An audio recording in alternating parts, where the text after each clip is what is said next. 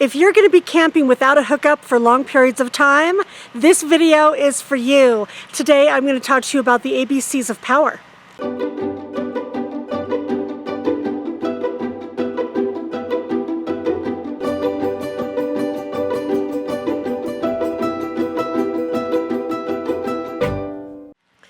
Hey guys, it's Robin with Creativity RV, and welcome to episode 10 of Be a Nomad, Change Your Life, my Sunday series where I give you every tool that you need to become a full-time nomad. And I'm taking a walk around because the sun finally came out, and I have been camped in the same place for almost 3 weeks. I really love it here, and I didn't want to leave, but I don't have a hookup and I haven't been driving, so that has made my power situation a little bit tricky. So I decided to take you guys along with me while I explain to you what I call the ABCs of power, which is always be charging. Now, it's not just that I charge, I actually have a strategy behind it, and so I'm going to explain all of that to you guys. When I'm in a really sunny place like Arizona, then my solar does just fine, and I can absolutely run everything I need to run and have plenty of leftover power. But in other places, I have to be a little bit smarter about my power usage, and that's actually kind of a cool thing about living in a van or an RV, because you actually are more in tune with what's happening outside. If it gets cloudy or rainy, it affects how you live inside your RV, which I think is actually better than living in a sticks and bricks house where we're totally separate from that and we just plug something in and then unplug it and pay the bill. If you're like me though, being a digital nomad, I still need to make sure I have power to get the stuff done that I need to get done because I'm a writer, and you guys know I do this channel and I manage another website, and so I have to have some power to get the things done that I need to get done. And so I have come up with a pretty good strategy to make sure that even at night when the sun's not out, I have power for everything that I need to get done. Now for the newbies, let me start with something basic. Inside your car, you have a car battery that's inside your chassis or your engine. But then back in your van or your RV, you're going to have usually 2 batteries or a battery or a whole bank of batteries, depending on what you have put in, inside of your house. And those are called your house batteries. And those house batteries are the things that we want to monitor and make sure have enough power for us to get through our day. So there are actually 4 ways that we can charge our house batteries. So really quick, I'll go through them. Your house battery will actually charge while you're driving. So if you're driving from point A to point B for 3 or 4 hours, when you get there, your batteries are probably going to be mostly charged or totally charged, which is great, because if you're going to start a new period of time in a new spot, you know you're going to start out with a really good charge. It's also true that if you just start your engine, that will charge your battery. It's not a very effective way to charge your battery, but it's a good go-to if your house batteries totally die. They can die so hard that they won't even go on with your generator. So then you can actually start the car and then start the generator, and that also works. So way number 2 to charge your house batteries is, like I just said, with the generator. So you can turn on the generator. I do this sometimes when I need some power, but only when the sun's not out and I really am about to die, because it's not good for your house batteries to completely die or get really low, although that has happened to me, and they have ended up being okay in the end. But you turn on the generator, it does suck up your propane and it's noisy, but it will give you a charge. Just know this, if you charge it for a couple of hours, you're going to get a good charge. But when you first turn on the generator, you're going to see your battery levels jump up, but that's not real. It's like a fake charge, and I got really excited in the beginning thinking that I was running my generator for 10 minutes and my batteries were totally charged. The second you turn the generator off, that charge is going to drop back down. So I actually do have to turn on the generator to run a blender, pressure cooker, or a blow dryer. If I had to do it again, I would probably get something a little bit stronger. So let's get to that. The third way to charge your house batteries is by having solar on your rig, or portable solar that you can plug into your rig. So personally, I have 400 watts of solar on the roof. It's permanently mounted, and a 1400 watt inverter. And like I said, in a sunny place, that kicks butt for me. It gives me all the power that I need. So if I'm in a place for a long period of time, where I don't have access to power and it's a little bit shady, it does start to get a little bit hairy after a couple of weeks, having 400 watts. If I had the room for it and I could afford it, I would probably go up to 4 batteries instead of the 2 batteries that I have, and I would get a 2000 watt inverter, because then I could do just almost anything. But my 400 watts and my 1400 watt inverter work just fine, and it depends on what your power usage is. You know, you might be fine with a 100 watt panel, or, you know, a panel that goes in a suitcase that just comes out of your RV and plugs into the side. I will put some links for these types of products below so you can look around and see what I'm talking about. The fourth and final way to charge your house batteries is if you have a hookup. So if every once in a while you go to an RV park or an RV campground where you have an electrical hookup, cool, you do that for a day and it's going to charge your batteries. You might do that most of the time or half the time, but if you're like me and mostly you boondock, then keep watching, because I'm going to tell you what strategy I use to make sure that I still have power at night when the sun is gone. So the first rule of always be charging is to always be charging. Now I know this seems silly, but just remember this: don't ever waste any little bit of power that you can get your hands on. So like when I'm driving and my chassis battery is charging my house battery and I've got a lot of power flowing, I have absolutely everything plugged in. So I have my tablet and my computer and my phone all plugged in somewhere in my RV while I'm driving. And then up front, I actually also plug in a device that can charge other things.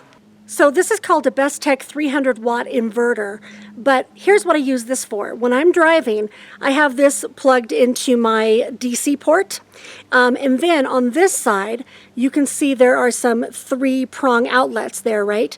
So I have this plugged in while I'm driving, and in those outlets, I charge things like my portable vacuum cleaner, or my leaf blower, which I use to clean off my solar panels, or my toothbrush, my electric toothbrush. So I always have something plugged into here when I'm driving. Unless my lithium battery needs a charge, I can also plug that in to the DC port up front while I'm driving.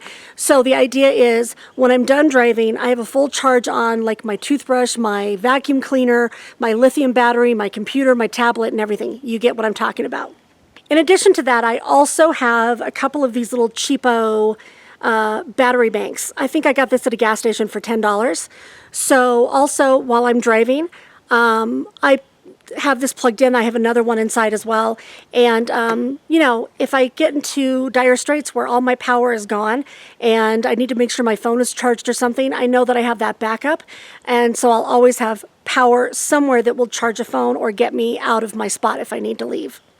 So if you guys are like me, I do have some devices inside the rig that I want to make sure are charged and usable. So the first thing I would say is always go for products that are rechargeable. Like you guys may have seen the bug zapper that I have, that's rechargeable, and I just got a kayak. I'm really excited. I'm going to show you guys that. But it's a blow-up kayak, and I got a little air pump for it that is rechargeable. So you get where I'm going. While there is sunlight, I charge absolutely everything, and I also charge everything with an eye towards what's going to happen when the sun goes down. So this does take a little bit of gear, but it is less expensive in the long run than paying for a hookup every day. So let me tell you what my go-to items are, and I really do use these like every day.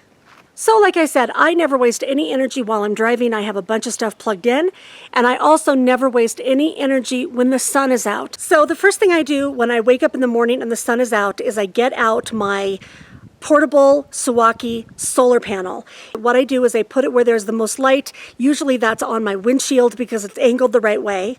And then I can plug all kinds of things into this, but what I normally do is I plug in my Milwaukee lithium battery. Now you can see here that I plug it in and then I actually put the battery on top of my tire because you're supposed to keep it out of direct sunlight. But if I have good sun, then what happens is this solar panel charges this lithium battery bank all day long, and then I can take the battery bank inside and use it at night. Now, I did have another battery bank that I really, really loved that was about half the cost of this Milwaukee. I think the Milwaukee was $400, and the other little one I had was $200, but I left it on a plane. But I'll put that in a link below because I thought that one was just as good for the money. But the difference is the Milwaukee one actually has, and please tell me if I'm saying that wrong, but it has all kinds of ports, including a 3-prong outlet that I can put my antenna in. Now, you guys may have seen the video I did where I hack my cell signal by hoisting a trucker antenna up on an extension pole. And I'll put the link to that video up above, right here somewhere, so you guys can see that if you don't know what I'm talking about. But sometimes I'm in such a wooded area that I actually want to take my antenna and walk it across to like a picnic table or something, and it needs a power source, so I can use my little battery bank for that. Also, it's got USB. I can even watch a TV off of it. It has all these adapters so I can plug in almost anything to it. And so at night, I know that I have a battery bank totally full that I can charge anything on or run anything on at night while there's no sun and no hookup and I need to be working. And when the sun is out, I also have charging in the sun 2 solar lights that I use at night inside the rig. So here's what I do. I make sure that my house battery has a really good charge after I'm driving, and I make sure that all my devices are charged. And when the sun is out, I make sure everything is charging, and I'm also charging my nighttime devices for light and also power backup. And then once I get to the point where the sun goes down, I conserve all of my battery energy. Because even when you're just sitting and it seems like nothing is going inside your RV, it could be pitch black in there, your battery is still going to drain. So I'll show you here. When I went to bed last night, my battery was at like 12.2, and I woke up in the middle of the night and it was like at 9 something, which is really way too low. Now, I'll tell you this, 0 does not mean that it turns off. I've had my battery die at about 11.7. Yep, so this is what I was worried about. It got really cloudy and I didn't get enough solar to charge my batteries. So now I'm actually going to have to start my generator, which is a drag. I'm only doing this to get up to like 12.1, something like that, which will get me through the night because I have all my other chargers and solar lights inside.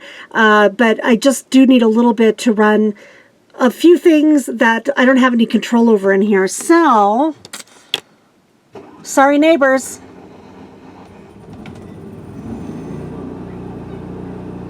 See, and you can see what happens right away. These numbers are going to start to go up as the generator charges my batteries. So here's one thing I had to learn.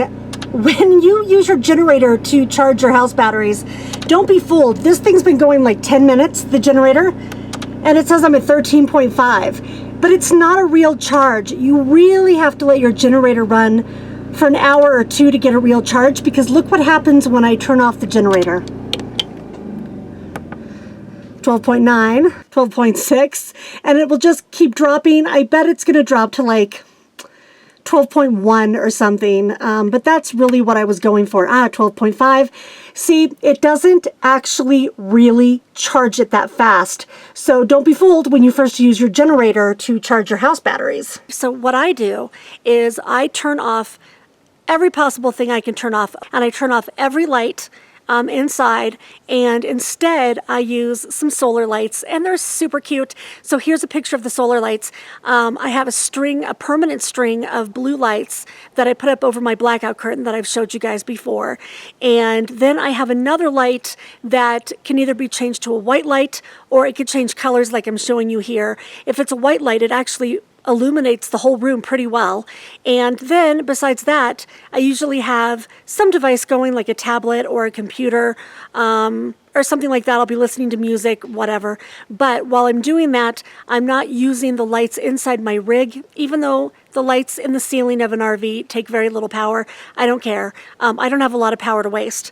So I use solar at night and my rechargeable devices and the devices that are charged, and that's it at night. And then when the sun comes up again, then I start all over again, and I know I can put out my solar panel and I can charge all my devices again for another night.